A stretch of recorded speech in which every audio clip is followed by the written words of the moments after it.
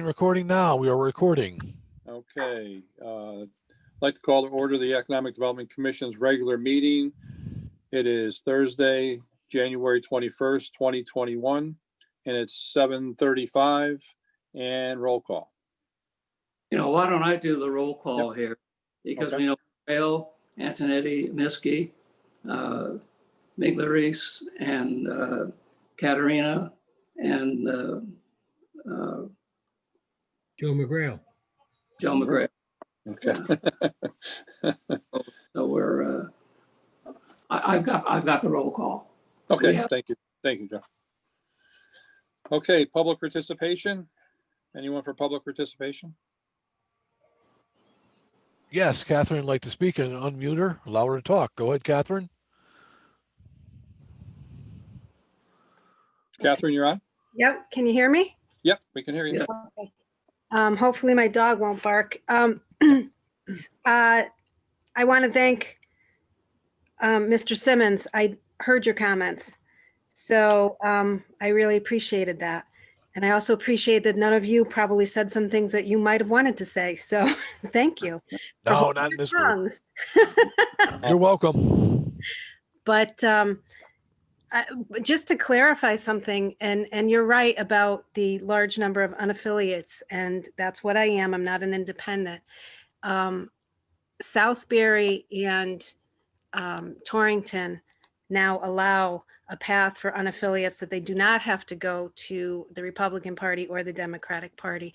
And it was only a few years ago in Southbury that they did that. And I made a phone call a little while afterwards because they were looking for more people. They had the problem of having enough people volunteering.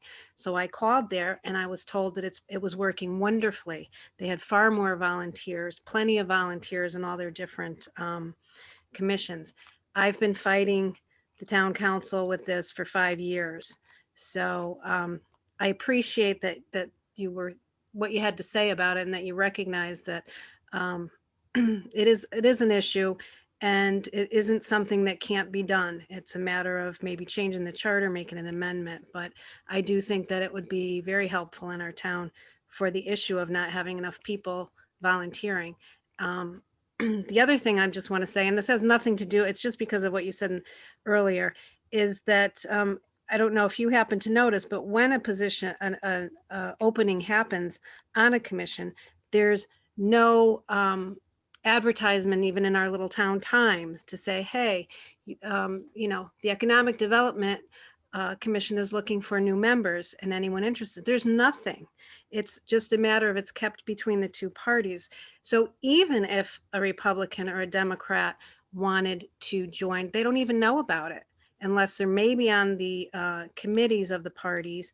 And people work, people are busy. They're not paying attention to that. So I think that's another issue that maybe should your commission be looking for people, that you might think about that and say, maybe they should put this out there to people. We could get some more people interested. But anyway, that's enough of that. The other thing I just wanted to say is I didn't see your agenda anywhere, so I don't know what the topics are. It wasn't, you didn't have 2021 on your site for Okay.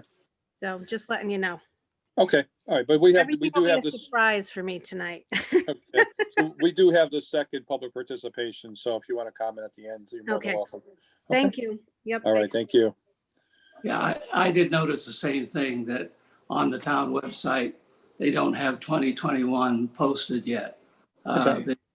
The agenda did not go out till Tuesday, but it was publicly noticed, but it was not published in the Economic Development website. So I'll speak with them tomorrow. Okay. All right. Is there a motion to approve the minutes of the December 17th, 2020 meeting? I make a motion, we approve the minutes of the December 17th, 2020 meeting. Thank you. Posted. Thank you, Zach. Is there a second? Steve, is that you? Yep. Okay. Okay, motion's made and seconded. Any discussion? All in favor? Aye. Aye. Opposed? Okay, thank you. Correspondence? I think the correspondence will be into your report, Joe, right? That's going to be the advanced CT proposal. Yes. Yeah, so we'll just talk about that in your report. So, Okay. okay, so we'll move to item 6, which is your report. All right. Did everybody get an emailed copy of my report? Yes, Yes. Good, good. Number one there, and for reasons I don't know, I went to see the throat doctor today and there's nothing wrong, but you know, my voice goes on and off. Number one, working with Advanced CT, and that's the former CERC, and they are on the agenda later to talk about. So I think I'll not say much more about that. I did send you a copy today of their proposal by email if you had a chance to look at it. Number two, there had an interesting meeting. There's a company called CGI based in Rochester, New York. And they're the ones that do our video. When you go to our homepage, that video tour of Watertown, they're the ones that do that. And they shoot all the videos for free in exchange for letting people advertise. They came with a new proposal that they would give us for free hanging banners. Those are really designed for the street posts that have, the arms on them. We don't have any of those, but we do have a lot of town-owned poles, light power poles, that we could hang a banner from. They provide all of the banners, all of the brackets, and they install them and maintain them at no charge to the city. So I had a meeting with Mark and Lisa Carew and Roy Kavanaugh. Roy was happy that under this proposal, his group doesn't have to do anything because otherwise they would have to erect all of these banners and maintain them. The banner, CGI's point is they will give us 15 of them for free that we can put up. Their goal is to sell merchants at the bottom of the banner, and the town can design the banner itself. So whatever, we can design it, we can hire, they can design it, we can design it. There's no charge. If we hire a designer, they will pay for that. And what would happen is the banner, the majority of the banner will say something about Watertown is a wonderful place. And down at the bottom, probably 1/3, it would have the merchant's name sponsored by somebody. It's their job to go out and sell merchants on the idea. So if they don't sell any, we would still get the 15 free banners for us to put up.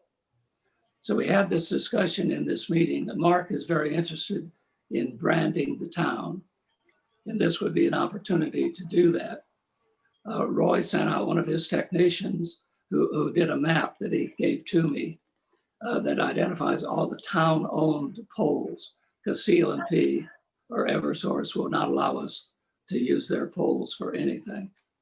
But we have well over 50 poles that the town owns that we could put this up. And one of the goals of it is to, when we get a little farther down the line with Mark's idea about branding the town, and you will see in the Advanced Connecticut proposal that we'll talk about later, part of that is helping to brand the town, helping to come up with a tagline, some sort of a motto for the town that could go on these banners. So we tabled acting immediately, but the offer is open to us. It would be a nice way. For instance, my thought was at the schools, at the high school and at John Trumbull, there are 25 or 30 poles that the town owns that we could easily put up banners that would be advertising Watertown as a nice, whatever the motto is going to be. And it might encourage merchants to purchase some of these banners on their own. We're not in the sales business. We don't have to sell anything. So I have a question, Joe. Yes. Do you know how many of the town-owned poles are actually along Main Street or, whether it's Oakville or Main Street, Watertown? I'm sorry, where the polls were? The town-owned poles, you said there were about 50 by the schools, Duncan, Trumbull, and another school. Are there, Right. you know how many are actually located on Main Street in Oakville and Watertown, where there would be a lot of traffic passing by that, No, there are, the Oakville Green has, I think, 10 or so poles there. And well, Polk School isn't on Main Street, but on Buckingham, there are a couple of schools that the banners could go on. But we're looking primarily at some town-owned property, and the Oakville Green has more poles than I thought. There are 10 of them on that property, so. Do you know how much they're charging merchants? I do not, but I can find out. That would be interesting to see how much they're Yeah. charging it. I would think a merchant would want it in a high traffic area, not a lot together, but really Mhm. stick out when you're seeing them over and over and over. I was That thinking, It'd be interesting to know what a merchant would have. No, You know- I was just gonna add, Zaga, that exactly what you're saying is what I said. I was talking to Joe about, that if I'm a merchant on Main Street, I would certainly want to get that banner somewhere close to my store, but unfortunately, it doesn't appear that would likely happen. Probably had a better shot of having the Oakville merchants having something close to their store because of the Oakville Green.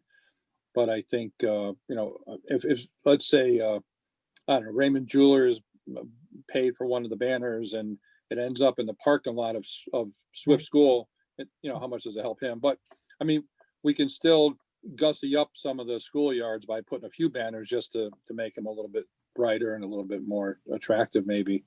But I understand exactly what you're saying. well, what they talked about a lot too were, on the internet, you talk about clicks. These people talk about eyeballs.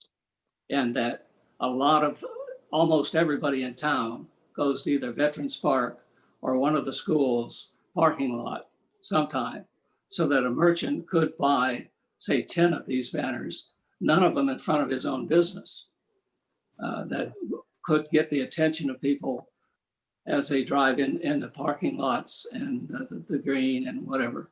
But you're right, there aren't many businesses that on Main Street that have access to anything other than Eversource poles. And Eversource said no. No, just asking because it's so impressive. So many other towns have it, so I'm excited to see that you're looking at that. Yeah. See them along one of the main roads, and then you see, like Gateway to Litchfield County or whatever, like even Thomaston has them, and they're all along the main roads. Just looks so nice as a marketing tool. Mhm. And, Yeah. yeah. Lisa Carew had been looking at this idea on her own, and I have to be careful here because I'm relying on memory, but I think she said they would be about $600 a piece if the town did them. Her idea was to change them seasonally. And the agreement with CGI was they would change them annually. So it kind of takes the seasonality out of it. Manchester, Connecticut has used it extensively, but they do have a lot of streetlights that have hanging banners. So it was an idea. I proposed it to them.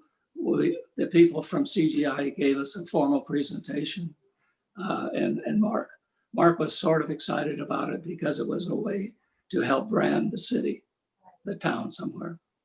Oh, great idea. And we'll see what happens. He wants to wait until we get this branding idea done so that we can have a united platform for putting on all of these banners around town.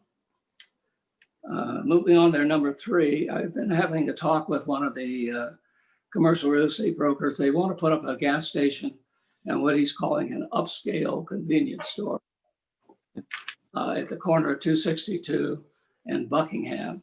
That's across from the McHugh Medical Building and Catacorner across from John Trumbull School. The fellow who wants to do that just finished buying 30 acres where the old wood chip plant was on Echo Lake Road. He owns Connecticut, Sherry, Connecticut. Seal coat. Seal Coat, thank you. They bought 30 acres on Lower Echo Lake Road just recently. And now he's interested in buying that property. And then his next step is obviously planning and zoning. Although he's talked to me about would we entertain a tax incentive under our tax incentive rules. And basically we've taken, and Joe, you can speak more on this, we've taken sort of an informal position about reserving tax abatements for new buildings. Well, this would be a new building, but it's a gas station and a convenience store. So I'll stop there. Joe, you want to say more about it or not? No, I mean, as I mentioned to you, we can have some discussions with him, but you know, I don't think the town council, and I know me personally, I wouldn't be too juiced up about giving a tax incentive to a gas station. I mean, you know, but yeah, it sort of opens the door to a lot of those type of businesses. I mean, to your point, we reserve that primarily for bigger buildings like Doc McHugh's building. You know, we did, you know, give a little bit of a relief to the winery, but some major, and also the machining company up there on Buckingham Street, where we got the town to give him or sell him that land at a discount, and we gave him some tax abatements. But typically, it's been for much bigger projects. So it's up to the commission to vote. I mean, I'm just thinking for myself. But, you know, I'm certainly, Joe, you and I can sit down with them and, you know, bring that back to the commission. But I think if I remember, he was looking for something that's not even on our policy. He was looking for a 10-year tax abatement. I mean, I just, you know, that was only once offered by the town council, or not even by the town council, was offered informally to one project that was done. That was proposed for Watertown, which never happened. But that was a totally different, that was hundreds of millions of dollars worth of investment that would have taken place in Watertown. And so that was the only time we ever broached that 10-year subject. But 10 years for a gas station seems to be, you know, very, very excessive from my perspective. But anyway, we'll talk to them and we'll bring it back to the commission. We'll see what happens. The lawyer that they've hired works predominantly in Waterbury.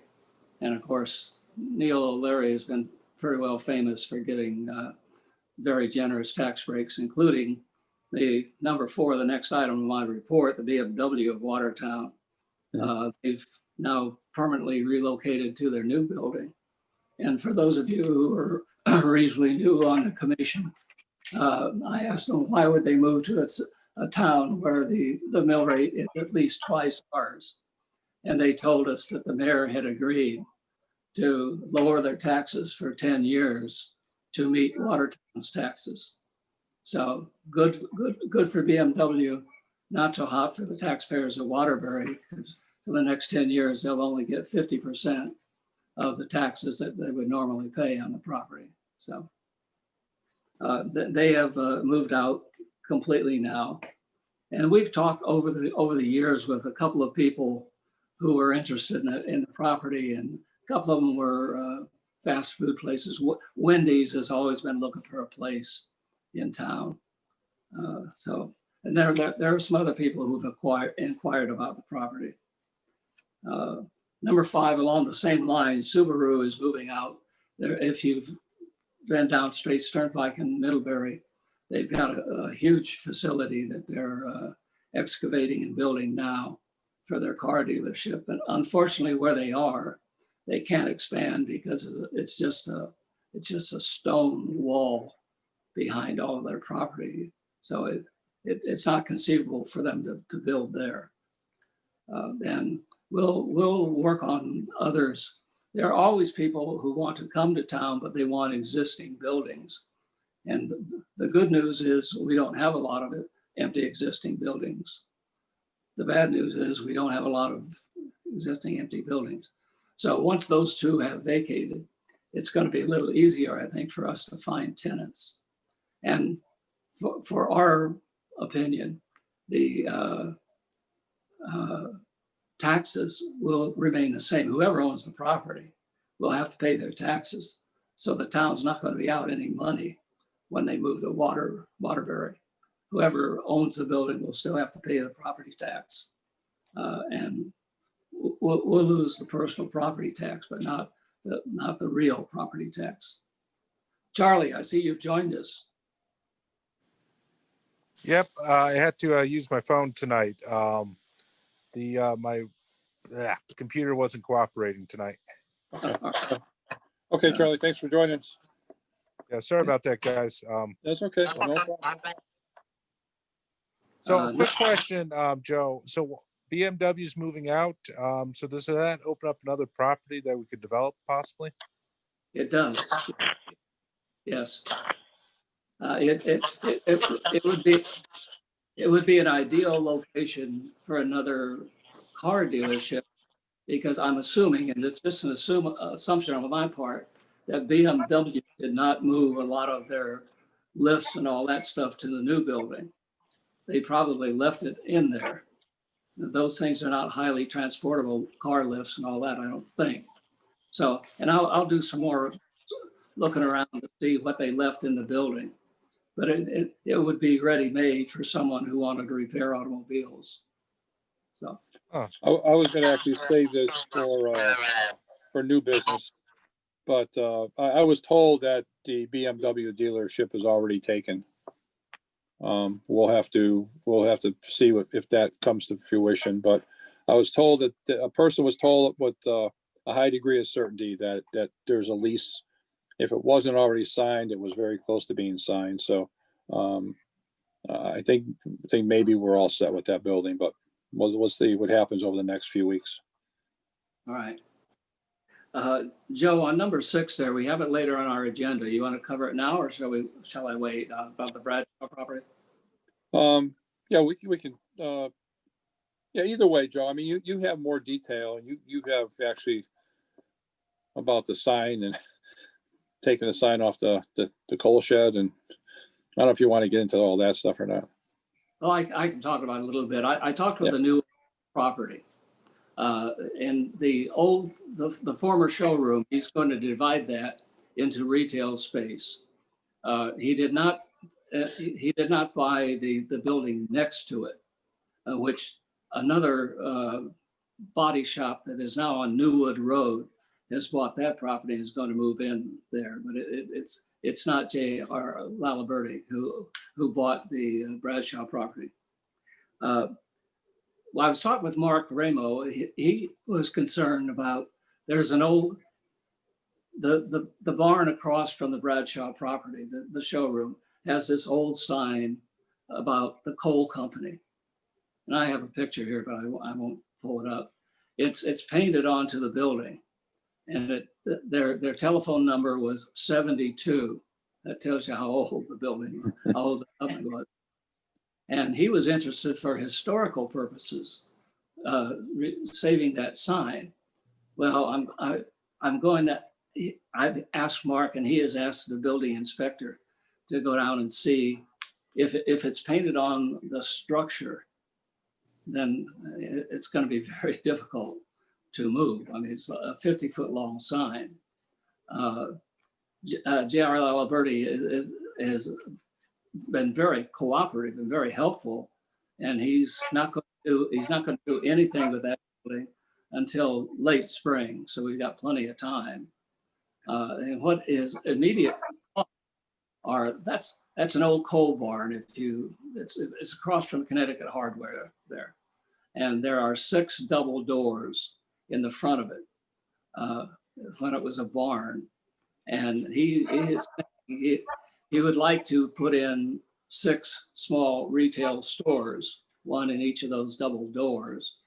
But obviously he has to bring it up to code, and there's some beautiful timbers in there that would add a lot of ambiance to a building. But that's his thought right now. So.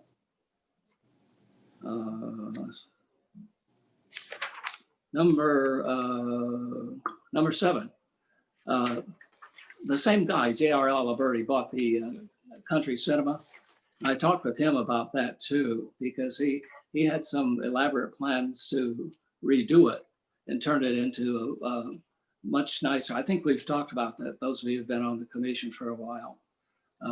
He wants to turn it into actually a movie theater, a performance space where there could actually be small plays put on, or companies could rent it for a presentation space. And he's doubling the lobby space. The building next door, which I think was a nail salon, he's going to expand the lobby into there so that there would be an indoor bar. And then he has some ideas about putting outside tables on the patio in the summertime when you're waiting for the next showing of the movie, and extensively, completely renovating the inside into a movie theater and relocating bathrooms. And he presented the detailed plans, and I was wondering where that was, given COVID and everything else. But he says he went to the building department to get a building permit to start moving on it in the next couple of months. But we have a new building inspector, and the building inspector asked if he could have a couple of weeks breathing time to get familiar with other projects. So his goal is still to renovate the movie theater, and I think he's going to move forward on that. He's a good guy, and he wants to do it. He's thinking past COVID, which is good for us. Number 8 there, Joe and I are trying to arrange some time to meet with a website developer that we met with some time ago to start thinking about, or actually doing more thinking about, creating an economic development website. I've had some talk with Mark Ramo about it. We have, when we get to the budget item, we have some money in our budget for a website. And my goal anyway would be to design it so that if and when the whole town website gets recreated, then we could move it seamlessly into a part of the new town website and not be a standalone. But until that happened, we would probably have it like Park and Rec has now, the police department has now, the school board has their own websites that link to our town website, but they're basically separate websites. So we're waiting to have a Zoom meeting with him to decide that. Number 9, their last thing is we continue to monitor what's happening with the Sealy property. I sent an email and a voicemail to my contact there. She's the corporate counsel, reports to the chairman of the board, but she's out on some vacation time now, so I haven't heard back. But I understand that there are at least one local person was going to make a bid, and I think there's another company from out of town that wants to bid on it. So that's my report. Okay, thanks, Joe. Okay, under item number 7, under old unfinished business, the 10-acre mall, I think is, as we all drive by that area, it's still a beehive of activity. Several stores are open, the gym is open, the Ace Hardware is open, but I continue to see a lot of electrical trucks and a lot of plumbing trucks working there on a daily basis. So, and I think the last that we heard from the Bartons, I think I would say by April 1st or so, almost everything should be open. I know that they were anticipating, early spring to have that whole building up and running, or a good portion of it anyway. So it was good to see. I think it was a good move that P&Z made to allow that to be divvied up and get all those small businesses in there. So on that same thought, when Ion Bank moves out, Mhm. their building, which is there, is also some prime real estate right on the corner. So, Yep. and the Bartons own that. So that only opens up another opportunity for some more retail there. Right. Okay, thanks, Joe.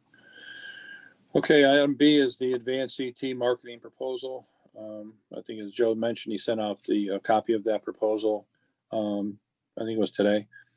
And so really, initially, we were looking to do just a plain marketing proposal for all the available properties, or a number of available properties in Watertown and Oakville. And now we sort of split the project up a little bit into the branding and marketing. I think it was $10,000 for the branding and $5,000 for the marketing portion of that. And I think I mentioned this on a number of different occasions at these meetings. The reason we want to get involved with Advanced CT is that they do this on a national, international level of promoting the town. Will be on their website. The information about Watertown would be available at, well, if they ever get back to having trade shows, they would certainly help us by letting that information be had at trade shows. I think it's really important that we have that type of reach to try to do this locally. We see signs up all over the place, properties for sale, but we're one of, how many people that the real estate broker is representing. So this would give us a little bit more spin on the properties that are available in Watertown. And Joe, I'll let you talk a little bit more to the marketing end of that, or branding end of that. I'm sorry. This was part of what I was talking earlier about Mark's idea about having a brand for the town, and he likes the idea of working with CERC and the proposal. He's asked for a copy, which I've sent him of our proposal as support for our item on the budget. So he's pretty much online. I mean, it's like everything else. It's a proposal. And I'm sure there's some wordsmithing we're going to want to do and some changes we're going to want to make. But I have some confidence that he will actively support it on being in the budget and being approved. Because I still call it CERC, but Advance Connecticut still has a lot of capabilities in town branding, and the almost the shorthand for it is a tagline. Coming up with a tagline that would identify Watertown is X. Plymouth already took Gateway to Litchfield County, so Yeah. and Advanced. I'm sorry.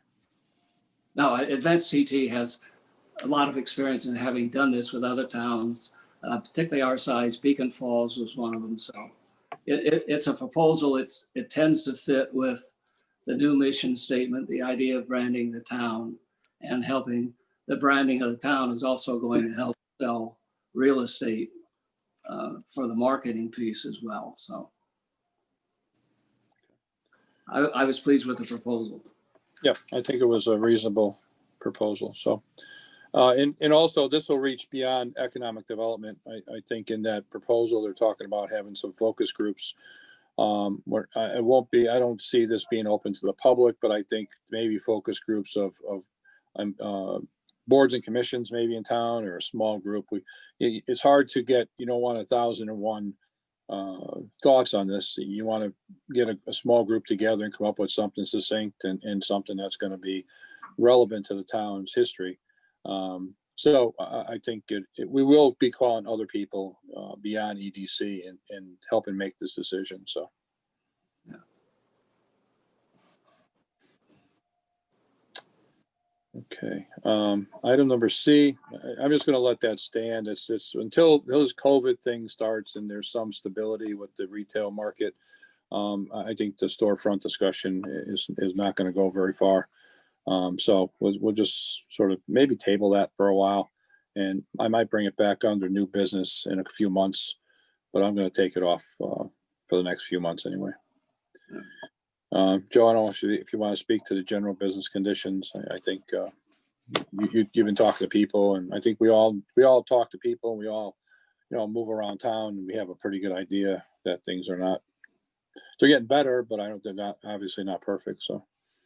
Well, and some of the good news is they've expanded again the PPP program, Paycheck Protection Program, and it was open. The first week it was open only to minority and women-owned businesses, but now it's open to all of them. And there's still a lot of money. It's much more generous terms than it was previously. So and if you have a relationship with your banker, the bankers are the ones through whom all these funds flow. So I suspect there's going to be a whole lot of more Watertown businesses that got the first Paycheck Protection Program and are now looking to join this one as well. And that's going to help the general business conditions because it will help keep people on payroll. Now, does it help a merchant?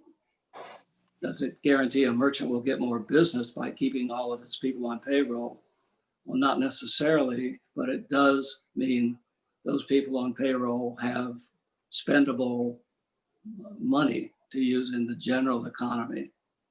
So that some of the people in the early part of the PPP program tried to use that money as revenue generating, and they can't do that. It's only for expenses. And obviously, if you don't have a lot of revenue or new revenue coming in, then your expenses are only going to be overhead for payroll. The goal of the plan early on and still is to keep people getting paychecks for businesses that are in trouble. So, In that same area, I wonder if the Small Business Administration or somebody in the state of Connecticut could possibly put together a seminar to help some of these small businesses restart their businesses. I mean, nobody has any idea how to restart a business after a pandemic, but I'm sure there's somebody out there that can give them some pointers, and maybe we sponsor something like that for the small businesses in Watertown. that's very easy to do. The Small Business of Connecticut does in fact offer programs like that. Our problem right now is we don't have the website to promote it, each of those programs. I get emails periodically from the SBC of Connecticut talking about these programs.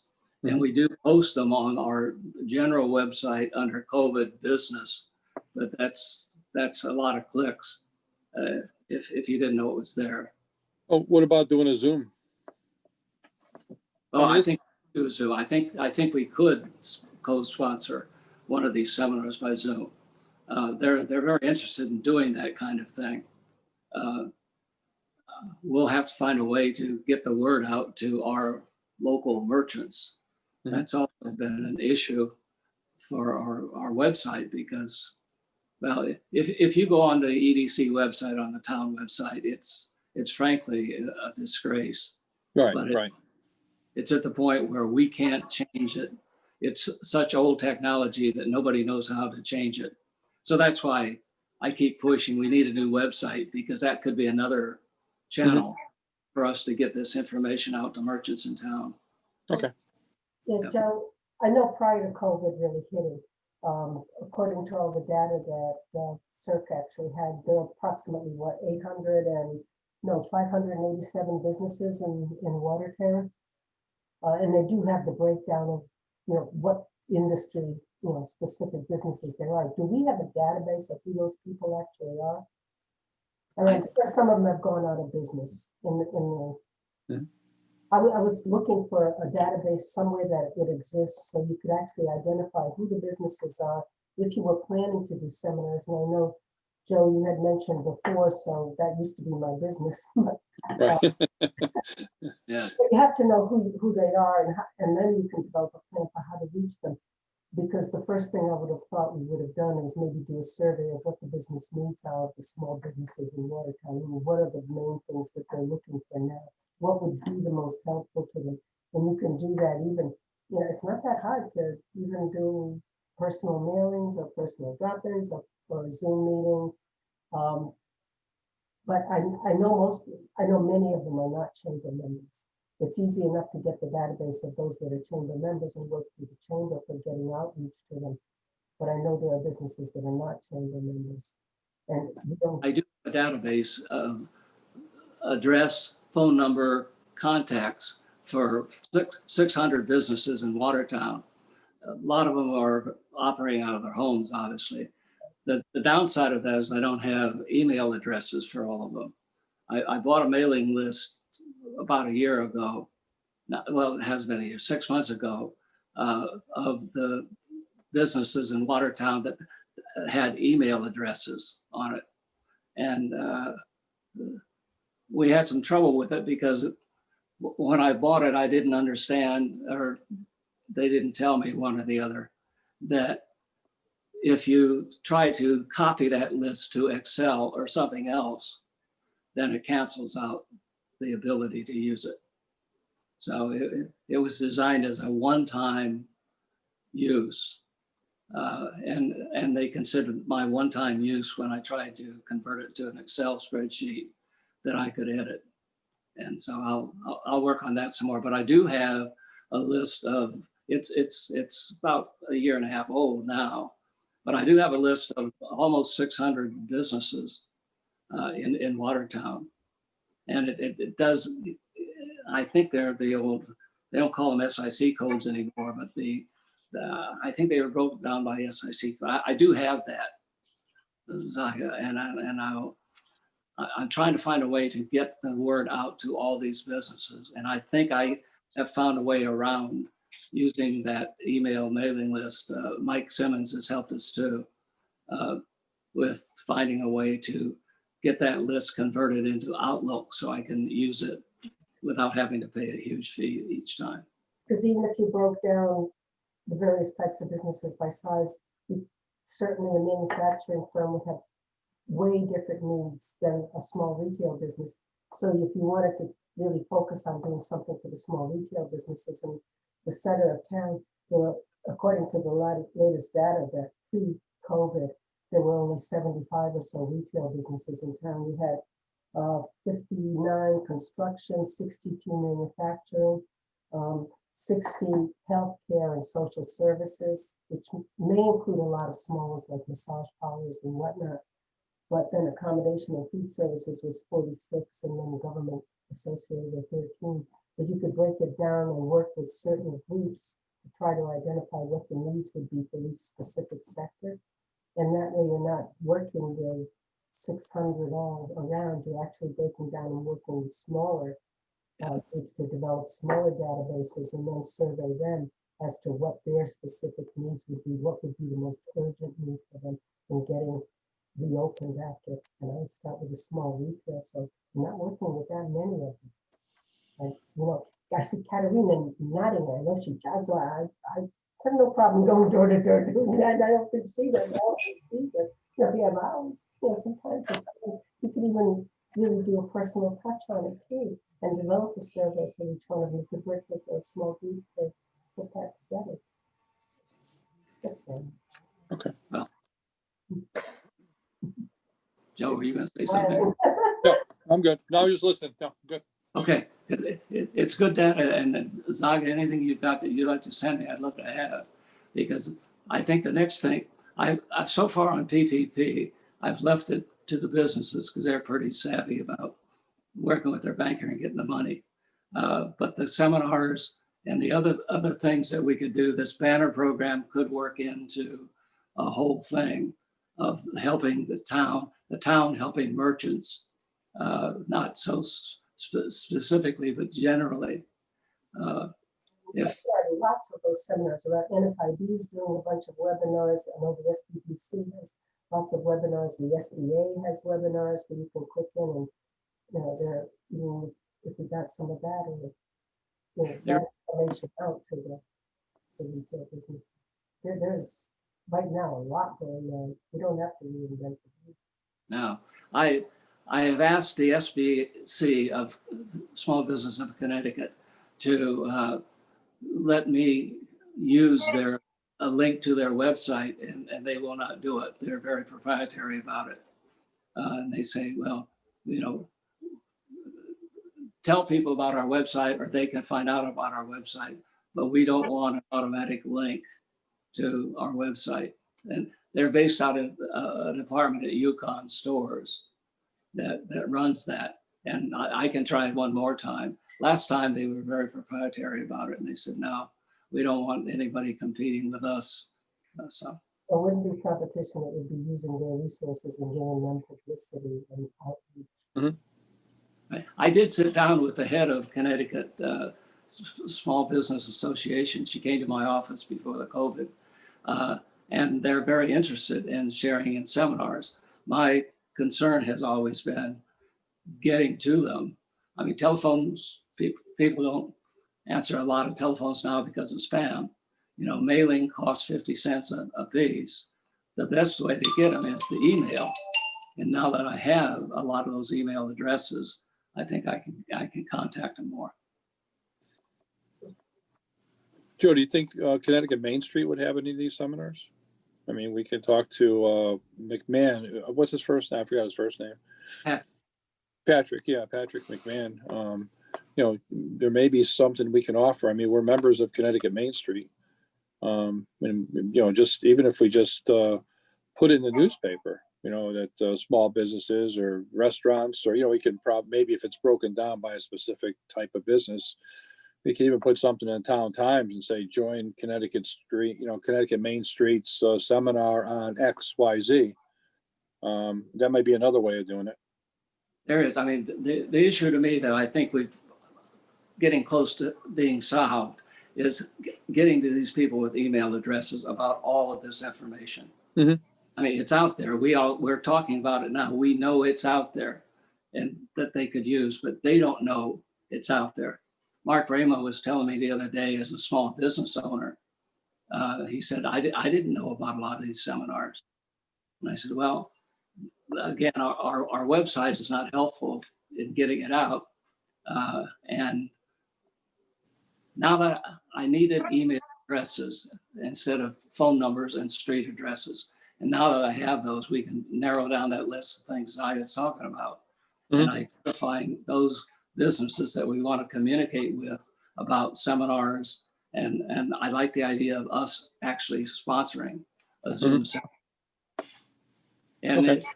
maybe we need, when we get to talking about budgets, maybe we need to put some money in there for paid advertising. Because, you know, to get to the Town Times and the Waterbury paper or something, it costs money to advertise. My personal feeling is if we can do it through email now, everybody gets spam email too. So the fact I send an email doesn't mean they're going to read it.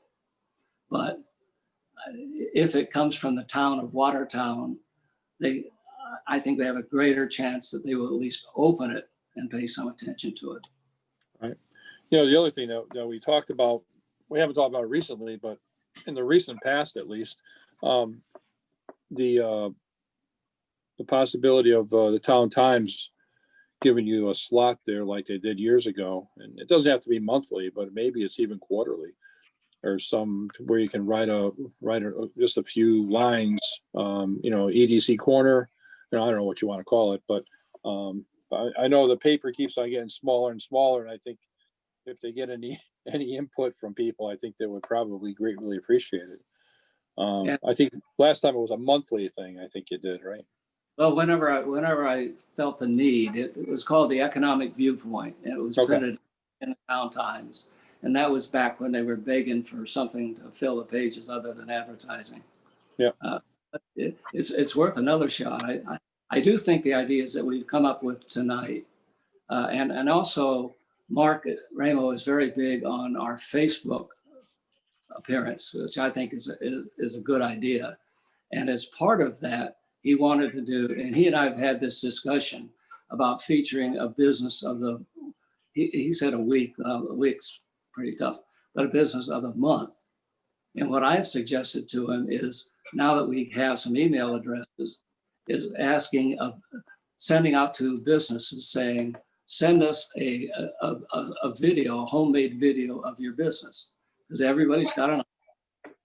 And if you just want to do a talking head about your business, that's fine. If you want to do a shot around your shop to show what you have available, that would be fine. And what I would like to do is send out to all of the businesses we identify, say, if you'd like to be the business of the month or week or whatever we decide, send us a video. The videos will be time-stamped when I receive them. So it'll become first come, first serve. So we're not, in the past, we got into business of being accused of favoritism. Well, Mhm. why did he get it and I didn't get it? Why did they get it and I didn't get it? So I think if we put the burden back on them, say, we have a Facebook presence for you. And if you would do a promotional video, no more than a minute, of your business and send it to me, we can do it by timestamp, first come, first served. And those will go in that order for the business of the month. And we can start featuring those on Facebook. Yeah. The holdup again is what I now conquered is that I now have the email addresses that I didn't have before. Right. Well, the only thing I would say is that if you're going to do business of the month, if we just hypothetically, if you did it by the alphabet, you know, the owner might be dead before he gets his business of the month, up on that Facebook site. So I would almost recommend, if we're going to do that, do a business segment of the month. Maybe just feature on one month you do restaurants, and maybe another one you do doctors or chiropractors or, something like that. But I think if you try to highlight each individual business once a month, it's going to be, it's going to be a long time before a business potentially can get up there. So.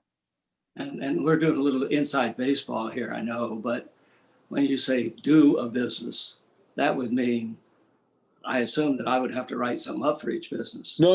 I'm saying even if they supplied you with everything. I mean, if they supplied you with everything, but if you just figure out how many businesses in town, and by the time the last guy got on, we'll all be dead. Well, but we talk about this later. Yeah. But Okay. Yeah. If I put it out as a Facebook, first come, first serve, the people who are really interested in getting noticed will respond, and the other people will not. Yeah. I mean, Okay. that's the favoritism I would favor is, hey, if you're savvy enough to want to get your business some promotion information, send it to us and we'll do it. Mm-hmm. Okay. Ted, did you want to say something? No, I was waving somebody in the house.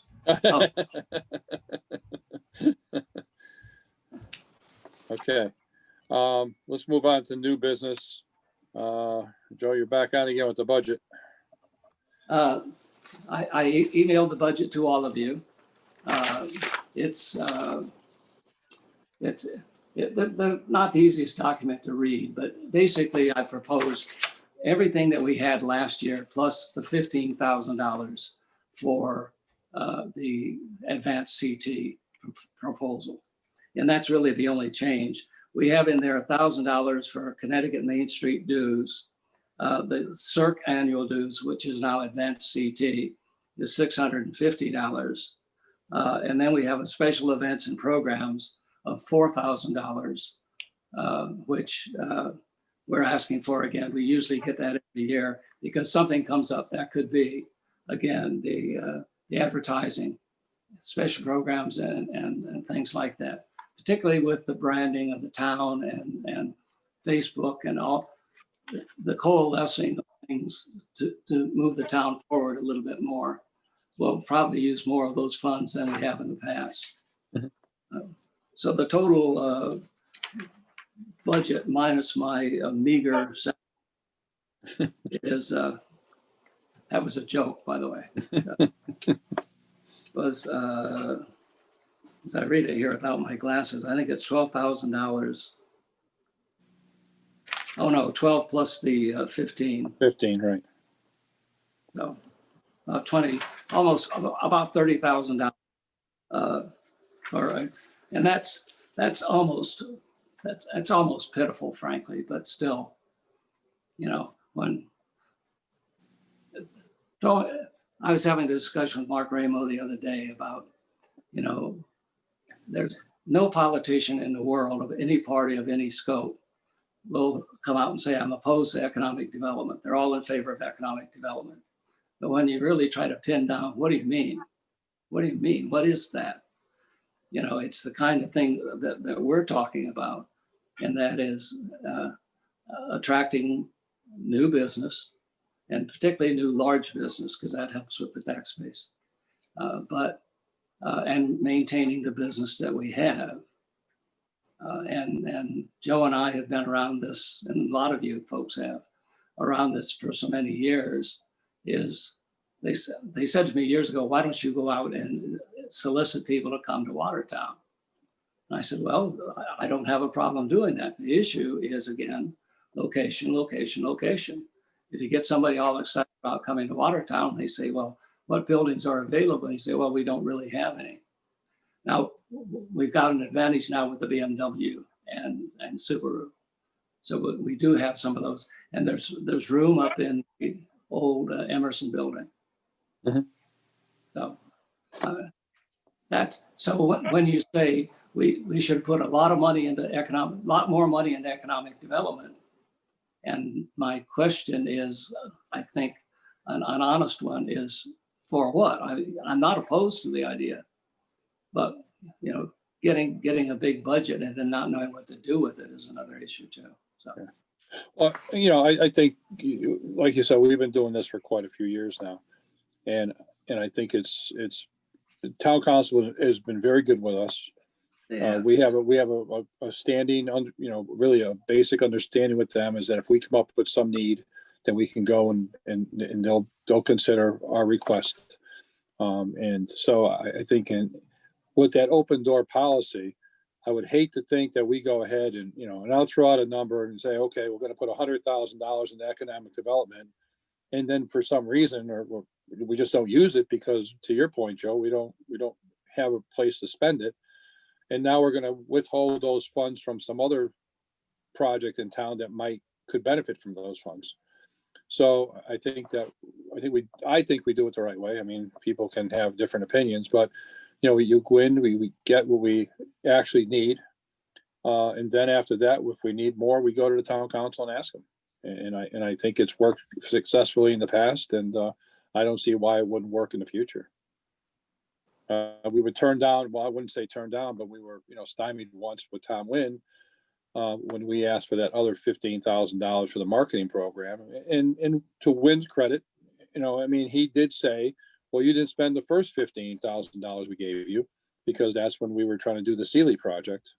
And then COVID kicked in. There was a lot of issues that kicked in that slowed down the project. And he said, well, let's finish the Sealy property one first, and then we can move on to the marketing program. So it wasn't, we weren't turned down for that 15,000 for any specific reason other than saying, let's finish one project before we start another.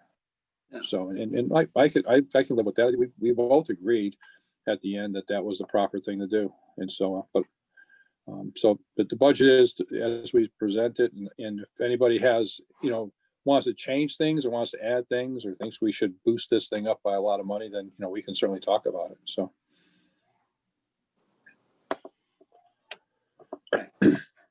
Okay. Under new business, item B, De Blasius has a sign up, say coming soon. There's actually used cars in the lot.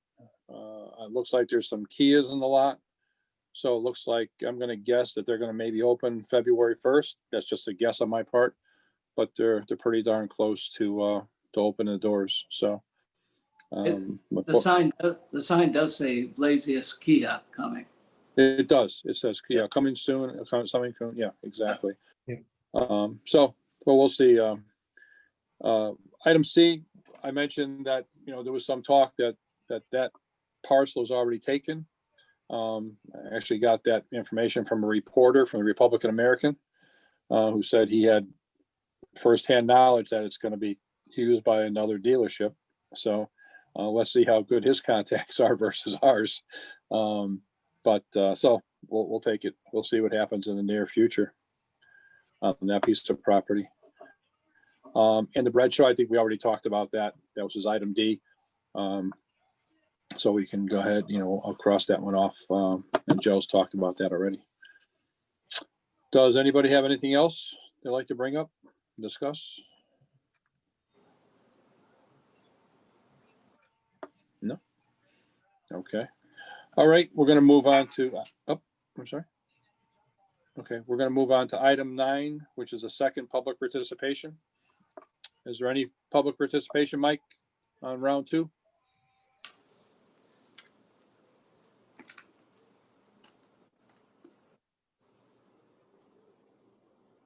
Mike, I Mike, think you you're you might muted. be muted.